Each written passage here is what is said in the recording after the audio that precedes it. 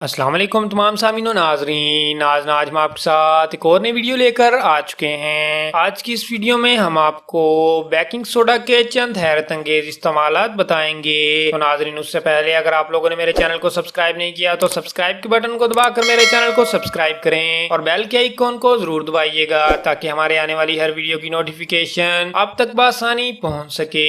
ناظرین، baking soda ہر گھر کے کچن میں موجود ہوتا ہے اور اکثر کھانوں کی تیاری کے لیے اس کا استعمال کیا جاتا ہے، لیکن کیا آپ کو معلوم ہے کہ یہ سفید پاؤڈر شخصیت کو پرکشش، پیروں کی بو سے نجات اور بالوں کی صفائی جیسے کاموں کے لیے بھی استعمال کیا جا سکتا ہے۔ بیکنگ سوڈا کے کچھ فوائد کے بارے میں آج ہم آپ کو بتائیں گے۔ بالوں کی صفائی۔ بالوں میں اکثر کچرا جمع ہو جاتا ہے جو کہ دھونے کے بعد بھی پوری طرح صاف نہیں ہوتا۔ اس کے لیے بیکنگ سوڈا ایک آسان ذریعہ ثابت ہوتا ہے۔ ایک چمچ بیکنگ سوڈا اپنے شیمپو میں ملائیں، پھر سر کو عام معمول کی طرح دھو لیں۔ آپ کو اپنے بال صاف، چمکدار اور پہلے کے مقابلے میں بنانا آسان لگیں گے۔ چہرے کی صفائی۔ ایک چمچ بیکنگ سوڈا کو ایک چمچ خام شہد میں ملائیں۔ اس مکسچر کا چہرے پر نرمی سے مساج کریں اور 2 منٹ کے لیے چھوڑ دیں اور پھر گرم پانی سے دھو لیں۔ بیکنگ سوڈا کیل محاسوں سے نجات کا سستا ترین ذریعہ ہے۔ اسے پانی میں ملا کر ایک گاڑھا پیسٹ بنا لیں۔ اس کے بعد کان کی صفائی والی سلائی یا کیو ٹپ کو استعمال کر کے اس پیسٹ کو کیل محاسوں پر لگائیں